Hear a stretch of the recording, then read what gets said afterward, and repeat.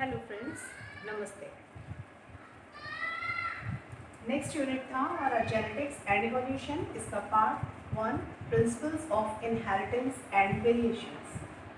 इसमें हम लोगों ने जेनेटिक्स के बारे में, जेनेटिक्स की डेफिनेशन क्या होती है, फादर ऑफ जेनेटिक्स कौन थे,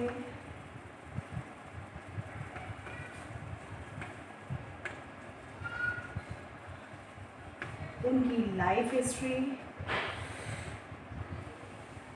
उन्होंने किस पौधे पर काम किया,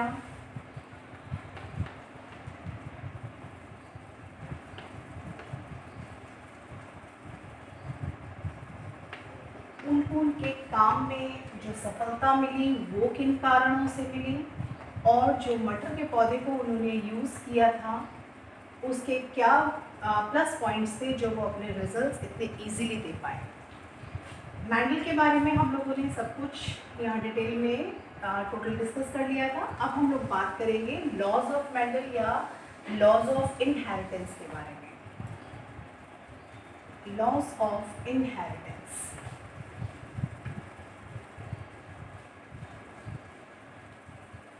लॉज ऑफ इनहेरिटेंस या laws of Mendel's laws of inheritance. Mendel ने 3 लॉज प्रपोज किए थे। Number 1, law of dominance.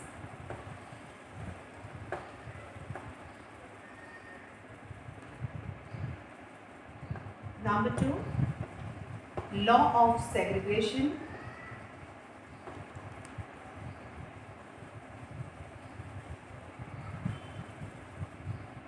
इस लॉ को हम law of purity of gametes के नाम से भी जानते हैं।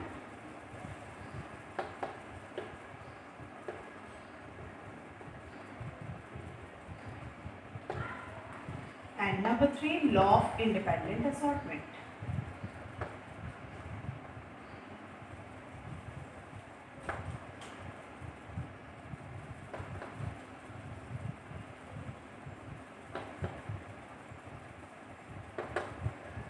जो पहले 2 लॉज थे ये मोनोहाइब्रिड क्रॉस पर बेस्ड थे,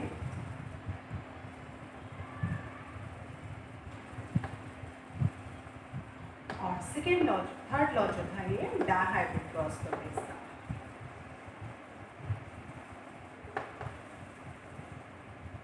अब पहले हम लोग बात कर लेते हैं मोनोहाइब्रिड क्रॉस क्या होता है। What do mean by monohybrid cross. जब हम लोगों ने थोड़ा सा छोटे छोटे डेफिनेशंस को डिस्कस किया था, वहाँ छोटा सा इसके बारे में डिस्कशन किया था। तो पहले हम लोग फुल फ्लेश बात कर लेते हैं मोनोहाइब्रिड क्रॉस की। मोनोहाइब्रिड क्रॉस क्या होता है ये monohybrid cross. Monohybrid cross means, mono means single. जब हम किसी सिंगल कैरेक्टर को लेकर के किसी क्रॉस के बारे में डिस्कशन करते हैं, उसको स्टडी करते हैं, that is known as monohybrid cross. Mendel ने एग्जाम्पल लिया था पी प्लांट। ज़्यादातर एक्सपेरिमेंट किए थे पी प्लांट पर। तो उन्होंने सबसे common height of the plant लिया था। Height of the plant, height of the plant, 2 परस्पर विरोधी लक्षण इसमें कौन कौन से थे। एक तो पौधा टॉल होता है और उसी का जस्ट रेसिप्रोकल ड्वार्फ। तो यहाँ उन्होंने 2 प्लांट लिए, पेरेंट 1, पेरेंट 2। एक को उन्होंने एज ए मेल ट्रीट किया, जबकि हमको मालूम है मटर का पौधा, मटर के जो फ्लावर्स होते हैं इस बाइसेक्सुअल होते हैं, जिसमें मेल और फीमेल दोनों रिप्रोडक्टिव ऑर्गन्स पाए जाते हैं। लेकिन यहाँ पर हमने फ्लावर का केवल मेल पार्ट यूज किया और यहाँ फ्लावर का केवल फीमेल पार्ट। प्लांट 1 जो प्योर टॉल था,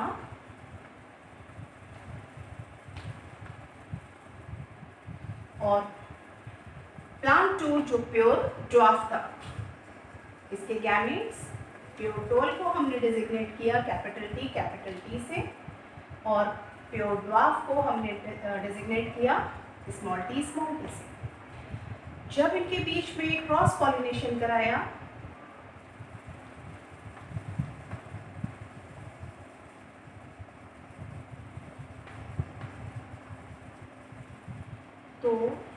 फर्स्ट जनरेशन में capital T and small T. इसका तरीका हम लोग ऑलरेडी डिस्कस कर चुके हैं पुन्नेट स्क्वायर में।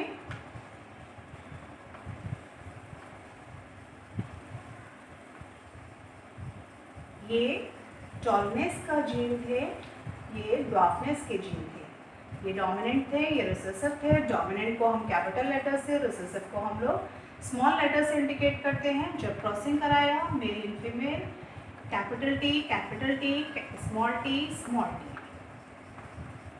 तो जितने भी प्लांट्स हमको F1 जनरेशन में मिले वो सारे हाइब्रिड टॉल थे,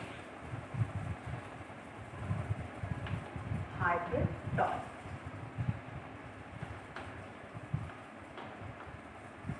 जब हमने इनको सेल्फ पॉलिनेशन कराया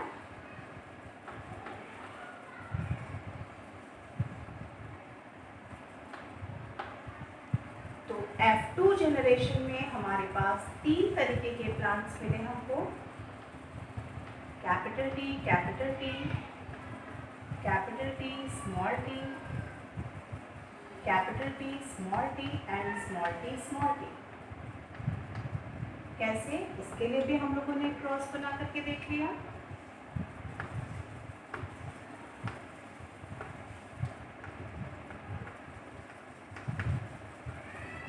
प्लांट का कैपिटल टी, स्मॉल टी का, इसके जो गैमीट्स बन जाएंगे वो एक कैपिटल और एक स्मॉल, एक कैपिटल और एक स्मॉल। क्रॉसिंग कराया दो capital T, small T, capital T, small T, small T, small T. Means यहाँ पर 25% plant pure tall, 50% plants hybrid toll,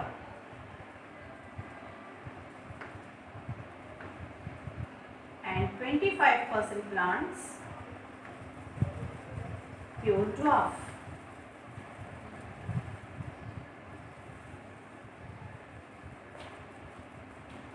This is the genotypic ratio.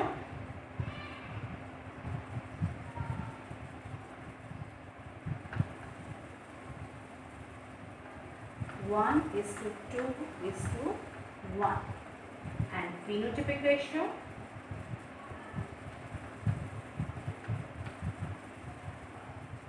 phenotype का मतलब होता है दृश्य रूप।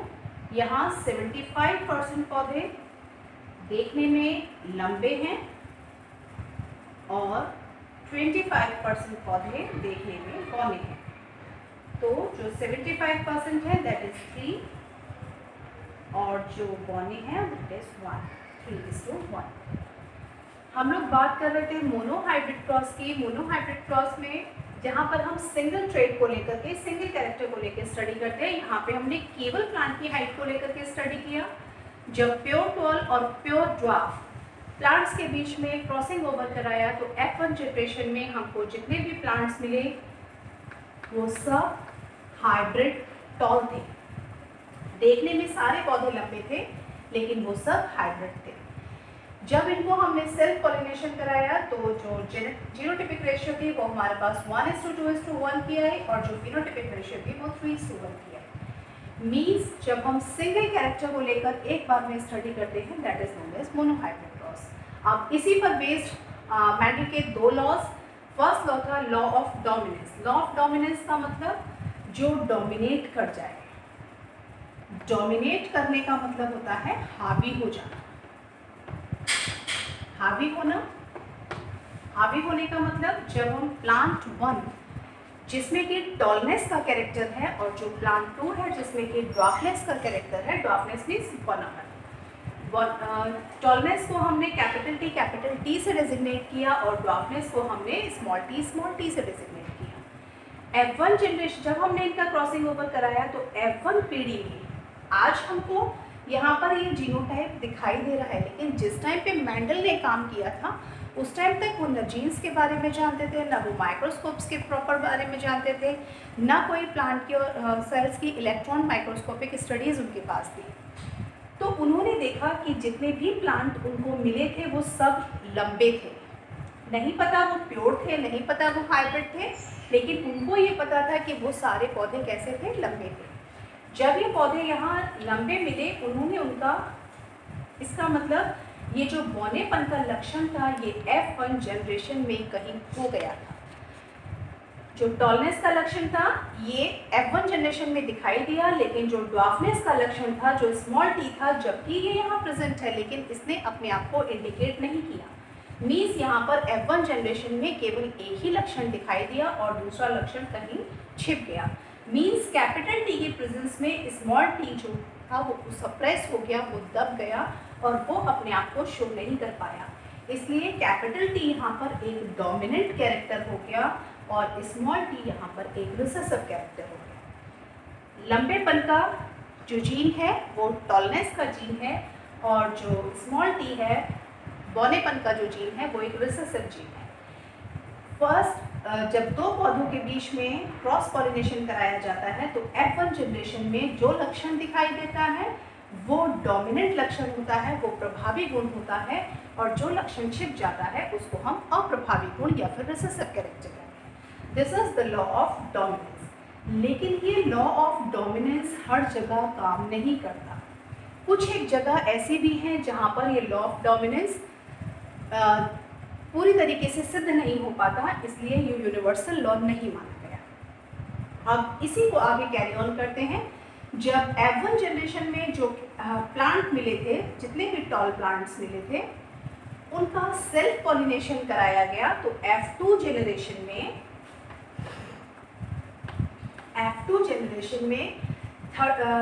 75% प्लांट्स जो थे वो लंबे मिले,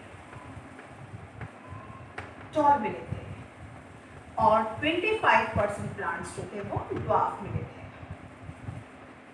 इसका मतलब जो ड्वार्फनेस का जीन F1 जनरेशन में कहीं छिप गया था, वो F2 जनरेशन में जैसे ही होमोजाइगस कंडीशन में आया, उसने अपने आप को दोबारा से शो करना शुरू कर दिया। That is the law of purity of gametes. Purity of gametes या फिर law of segregation.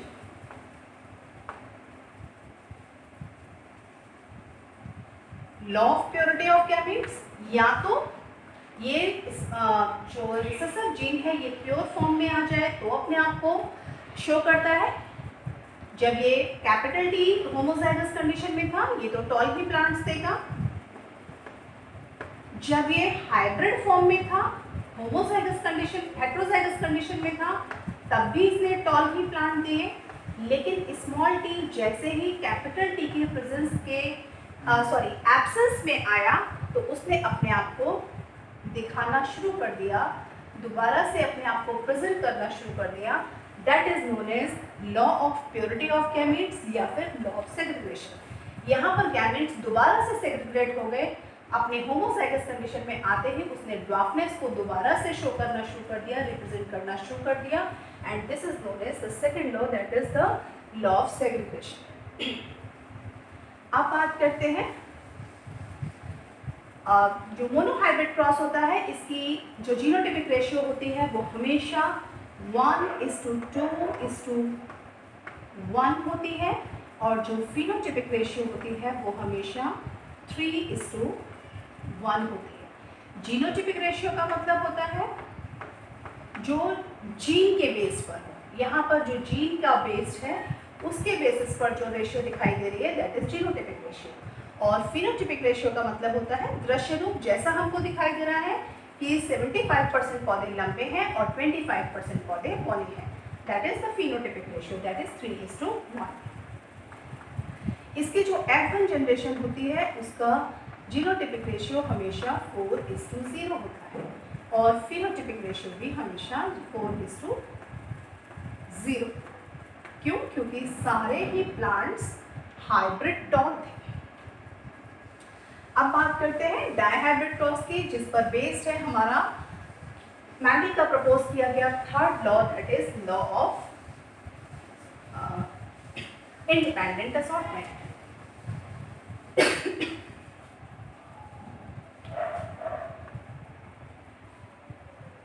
Number 3, law of independent assortment.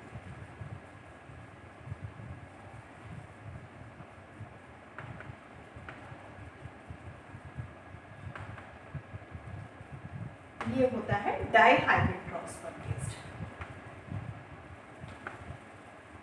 अब ये डाइहाइब्रिड क्रॉस क्या है? डाइहाइब्रिड क्रॉस, डाई मीन्स दो, टू, जहां पर हम टू कैरेक्टर्स को लेकर के एक साथ स्टडी करते हैं,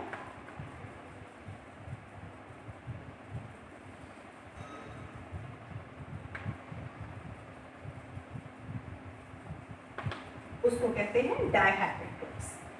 टू कैरेक्टर्स को लेके, जैसे एक हमने ले लिया number 1 height of the plant, या यहाँ पर हम दूसरा कैरेक्टर लेते हैं colour of the flower. Colour of the flower, मटर के पौधे में हमको मालूम था कि एक कलर रेड और उसका just reciprocal white.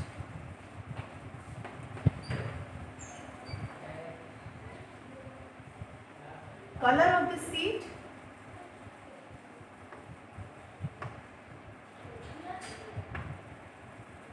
green and yellow. Red को हमने कैपिटल आर से डेजिग्नेट किया, व्हाइट को हमने स्मॉल आर से डेजिग्नेट किया, ग्रीन को हमने कैपिटल जी से डेजिग्नेट किया, येलो को हमने स्मॉल जी से डेजिग्नेट किया। तो जब हम दो कैरेक्टर्स को एक साथ स्टडी करते हैं, that is known as the dihybrid cross. अब डाइहाइब्रिड क्रॉस को स्टडी करने के लिए हम लोग एक क्रॉस बना करके देखेंगे। प्लांट 1 या parent 1, parent 2, mail, female.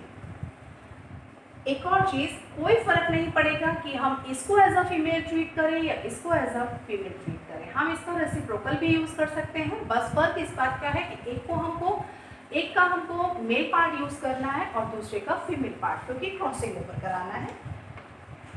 Cross pollination,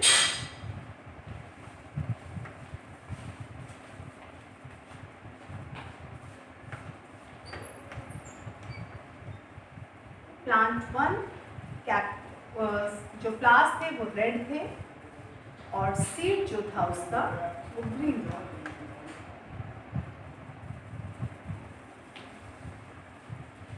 flowers सारे वाइट थे और सीड जो थे वो उसके येलो थे।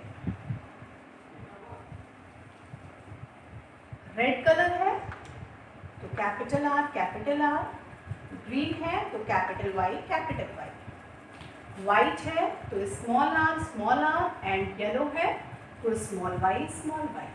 हमेशा याद रखेंगे कि जो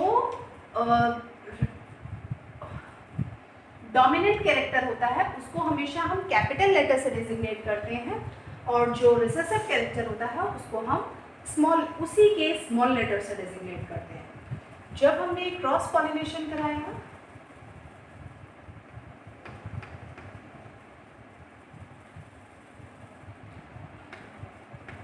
तो F1 जनरेशन में हमको जो भी प्लांट्स मिलेंगे वो सब कैसे होंगे? जीनोटाइप क्या होगा उनका? Capital R, capital Y, small Y. Capital R present है, एक डोमिनेंट जीन है तो कैसा होगा? फ्लावर का कलर रेड होगा। वाई डोमिनेंट जीन है तो वाई अगर प्रेजेंट है तो बीज कैसे होंगे? येलो कलर के, ग्रीन कलर के होंगे।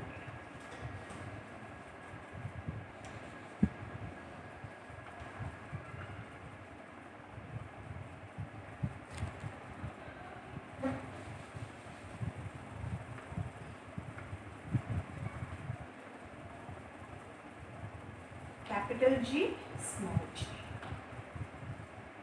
तो अब ये सारे प्लांट्स कैसे थे? हाइब्रिड, 100%। अब सेल्फ पॉलिनेशन कराया,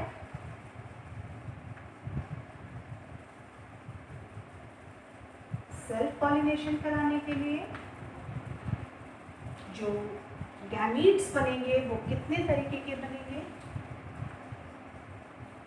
हमारे पास 4 अलील्स हैं, 1 2 3 और 4 अलील्स हैं। 4 अलील्स को यूज करके हमारे पास कितने तरीके के गैमीट्स यहाँ पर बनेंगे? गैमीट्स को बनाने का तरीका सबसे इजी,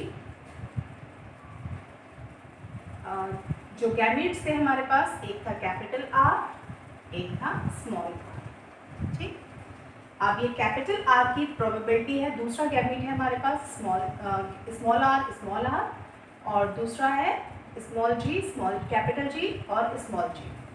कैपिटल आर की प्रोबेबिलिटी दोनों के साथ मिक्स मैच करने की है। जितनी प्रोबेबिलिटी कैपिटल जी के साथ उतनी ही प्रोबेबिलिटी स्मॉल जी के साथ। इसी तरीके से स्मॉल आर की भी प्रोबेबिलिटी कैपिटल जी के साथ भी क्रॉस करने की है और स्मॉल जी के साथ भी क्रॉस करने की है। तो जो गैमीट के कॉम्बिनेशन बनेंगे वो क्या क्या बनेंगे? Capital R, capital G, number 1। दूसरा combination capital R, small G. तीसरा combination small R, capital G. चौथा combination small R, small G. Means 4 तरीके के गैमीट्स हमको मिल सकते हैं। Number 1 capital R, capital G, capital R, small G, small R, capital G and small R, small G. किसी भी क्रॉस में जहाँ पर नंबर ऑफ कॉम्बिनेशंस हमारे पास दिए होते हैं, वहाँ पर कितने तरीके के गैमीट्स बन सकते हैं इसका पता लगाने के लिए जितने हेटेरोजाइगस जीन पेयर्स होते हैं उनके बीच में, जैसे यहाँ पर 2 है, 1 into 2 raise to the power n से हम इसको डेजिग्नेट करते हैं। यहाँ पर हमारे पास जो जीन के पेयरिंग है वो कितनी है? 2 है। तो 2 raise to the power 2, that is 2 into 2 equals to 4। तो जो गैमीट के पेयर बनेंगे वो कितने बनेंगे? 4 बनेंगे, 1 2 3 4। यही अगर हमारे पास ट्राई हाइब्रिड क्रॉस होता, अगर ये हमारे पास ट्राई हाइब्रिड क्रॉस होता तो इसका पता लगाने के लिए मान लीजिए हमने 3 कैरेक्टर्स ले लिए, capital A, small A, capital B, small B, capital C, small C. 1 2 और 3 कंडीशंस है, 3 जीन के पेयर्स है हमारे पास, जीन्स है। तो 2 into raise to the power 3, that is 2 into 2 means 8 combinations बनेंगे। अब वो 8 कॉम्बिनेशंस बनाने का तरीका क्या होगा? A and A, पहला। दूसरा, A की प्रोबेबिलिटी B के साथ एंड स्मॉल b के साथ। इसी तरीके से A से स्मॉल a की भी प्रोबेबिलिटी एक कैपिटल B के साथ और एक स्मॉल b के साथ। अब तीसरी प्रोबेबिलिटी B की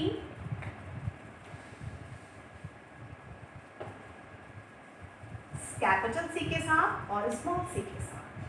same here, capital C, small c। Same here, capital C, small c, capital C, small c। कैसे पेयर जीन कॉन्टेंट बैठेंगे? 1 2 3, capital A, capital B, capital C। 1 फिर 1 2 और 3। ये हो गया number 1। Number 2, capital A, capital B, small c। तीसरा, capital A, small b and capital C। Fourth, capital A, small b and small c। Number 5, small a, capital B, capital C। Number 6, small a, capital B, small c. Number 7, small a, small b and capital C. And last is small a, small b and small c. These are 8 types of gametes.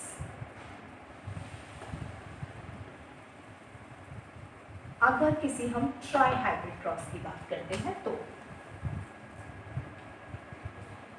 Gametes बनाने का ये सबसे आसान तरीका है। हम इसको हमेशा याद रखेंगे कि गैमेट्स का फॉर्मेशन किसी भी तरीके के क्रॉस के लिए किस तरीके से होता है। तो यहाँ पर हमने 2 प्लांट्स पेरेंट्स लिए थे। अब डायहाइब्रिड क्रॉस की बात हम दोबारा से एक बार करते हैं। हमने पेरेंट 1 लिया, पेरेंट 2 लिया, क्रॉसिंग ओवर कराया। पेरेंट 1 में रेड कलर के फ्लावर्स थे और ग्रीन सीड्स थे, वाइट कलर के फ्लावर्स थे और येलो सीड्स थे। क्रॉस पॉलिनेशन के बाद में capital R, small R, capital G, small G means hybrid red and green seeds.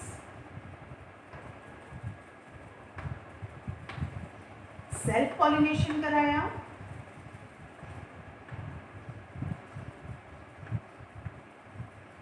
Self pollination कराने पर ये F1 जनरेशन। अब F2 जनरेशन में हम पूरा क्रॉस बनाएंगे। कितने तरीके के गैमेट्स हमको मिले थे? 4 टाइप्स के।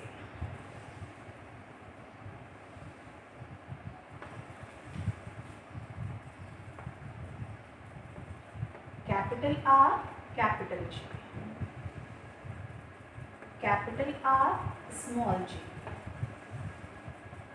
Small R, capital G and small R, small ji.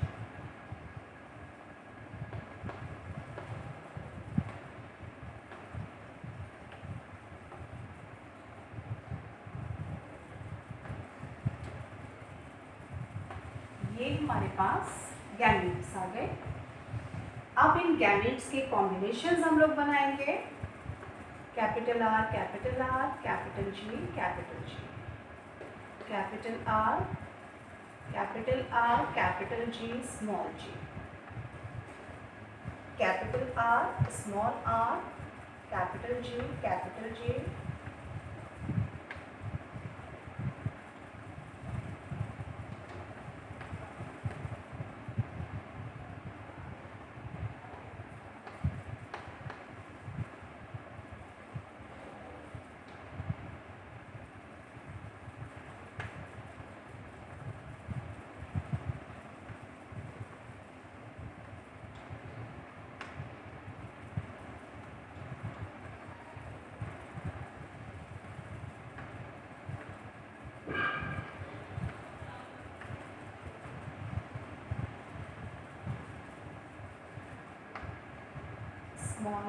small r, capital G, small g, capital R, small r, capital G, small g, capital R, small g, small g, capital R, small r, capital G, small g, small r, small g, small g। ठीक। अब हमको मालूम है कि जिस में भी capital R present होगा वो सारे प्लांट्स रेड फ्लावर वाले। ये रेड हो गया, ये भी रेड हो गया, ये भी रेड, यहाँ भी कैपिटल आर प्रेजेंट है तो रेड होगा, यहाँ भी कैपिटल आर प्रेजेंट है तो रेड होगा, यहाँ भी red red red red red red and red. ठीक। अब जहां कहीं भी कैपिटल जी प्रेजेंट होगा वहां ग्रीन होगा, ग्रीन ग्रीन ग्रीन, ये भी green, green, green, green, green, green, ये भी ग्रीन, ये भी ग्रीन एंड ये भी ग्रीन। ठीक, अब जहाँ स्मॉल आर होमोजाइगस कंडीशन में प्रेजेंट है, वहां पर सारे फ्लावर्स के कलर वाइट हो गए, वाइट, ये वाइट, ये भी वाइट,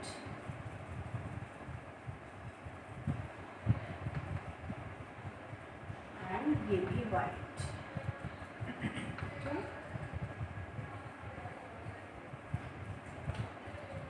अब जहां स्मॉल जी प्रेजेंट है वो सारे येलो होंगे, yellow, yellow, yellow and yellow. अब हमारे पास रेड एंड ग्रीन कॉम्बिनेशंस कितने हैं? रेड एंड ग्रीन कितने combinations? Number 1, number 2, number 3, number 4, number 5, number 6, 7, 8 and 9। Means हमारे पास रेड एंड ग्रीन के 9 कॉम्बिनेशंस। इसके बाद अगला कॉम्बिनेशन है हमारे पास रेड एंड येलो का। रेड एंड येलो कितने कॉम्बिनेशंस हैं रेड एंड येलो के? 1, 2 एंड 3। रेड एंड येलो के 3 कॉम्बिनेशंस। इसके बाद white, white and green. White and green के कितने कॉम्बिनेशंस हैं हमारे पास? 1, 2 and 3। And last is white and yellow. White and yellow. White and yellow के कितने कॉम्बिनेशंस हैं? ओनली 1।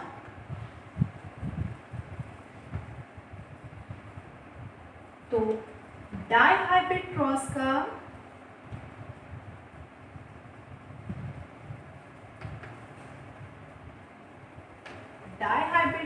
का जो phenotypic रेशियो होता है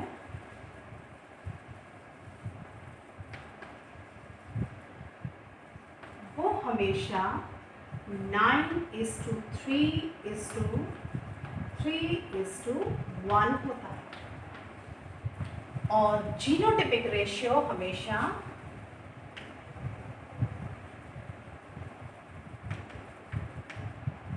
ये अभी 12th में नहीं पूछते हैं लेकिन फिर भी जीनोटिपिक रेशियो हमेशा 1:2:1:4:1:2:1 4, 5, 6, 7, 8, 9, 10, 11, 12 1:2 भी रहेगा, सॉरी 1:2:4:1 2:1:2:1 होता है। अब बात करते हैं, ये इतने तरीके के कॉम्बिनेशंस हमारे पास टोटल 16 कॉम्बिनेशंस बनकर के आ गए हमारे पास। ये था डाइहाइब्रिड क्रॉस जिसका कि फिनोटाइपिक रेशियो था 9:3:3:1।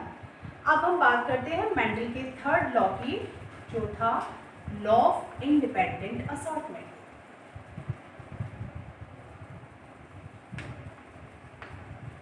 लॉ ऑफ इंडिपेंडेंट असॉर्टमेंट का मतलब है जितने भी जीन्स हैं, यहाँ पर जितने भी जीन्स प्रेजेंट हैं उनमें से किसी भी जीन का इफेक्ट किसी दूसरे जीन पर नहीं पड़ रहा। मीन्स कैपिटल आर की प्रेजेंस स्मॉल आर को तो हाइड करती है, लेकिन कैपिटल जी या स्मॉल जी पर कहीं कोई इफेक्ट नहीं डाल रही। अगर कैपिटल जी स्मॉल जी होमोजाइगस कंडीशन में प्रेजेंट है तो फ्लावर ग्रीन होगा, हेट्रोजाइगस कंडीशन में प्रेजेंट है तो फ्लावर सीड ग्रीन होगा। लेकिन कैपिटल आर के होने की वजह से या स्मॉल आर के होने की वजह से ग्रीन कलर पर कहीं कोई इफेक्ट नहीं आ रहा। स्मॉल आर की प्रेजेंस ग्रीन पर कोई इफेक्ट नहीं डाल रही है। स्मॉल आर की कैपिटल आर की प्रेजेंस कहीं भी स्मॉल जी पर कोई इफेक्ट नहीं डाल रही है। मीन्स हर एक जीन अपने आप में अलग अलग रहता है, इंडिपेंडेंटली काम करता है, और इसी को आप कहते हैं law of independent assortment. Mendel ने जब ये लॉज प्रपोज किए थे उस वक्त पे ये सारी नॉलेज उनको नहीं थी कि जीन्स क्या चीज़ है। वो केवल फैक्टर या ट्रेड्स नाम को कुछ जाना करते थे। उन्होंने इन सारी चीज़ों को नाम दिया था फैक्टर्स का या ट्रेड्स का। यहाँ पर 3 लॉज मैंने के फिर से हम लोग एक बार रिवाइज कर लेते हैं। Law of dominance,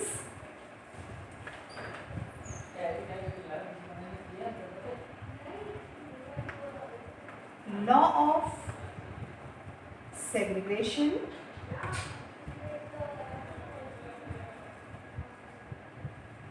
and law of independent assortment.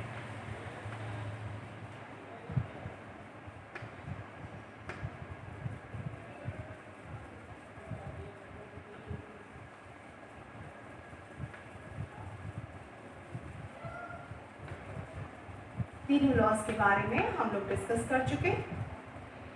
ये पहले 2 लॉज जो थे ये मोनोहाइब्रिड क्रॉस पर बेस थे,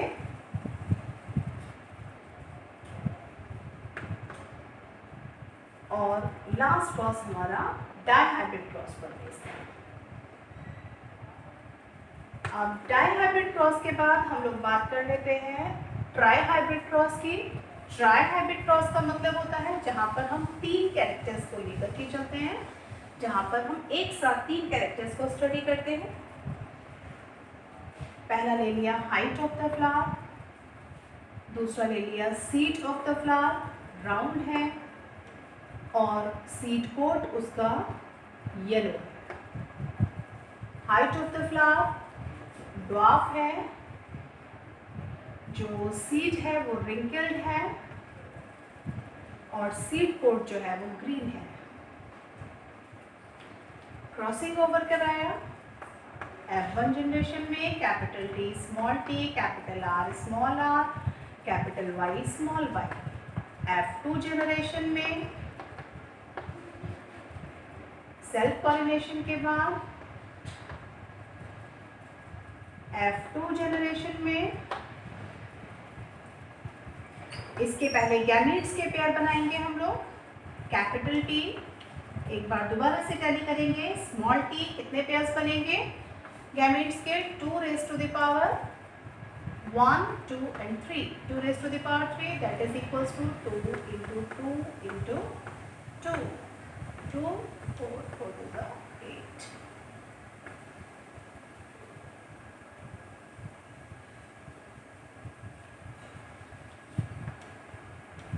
कैपिटल R स्मॉल r,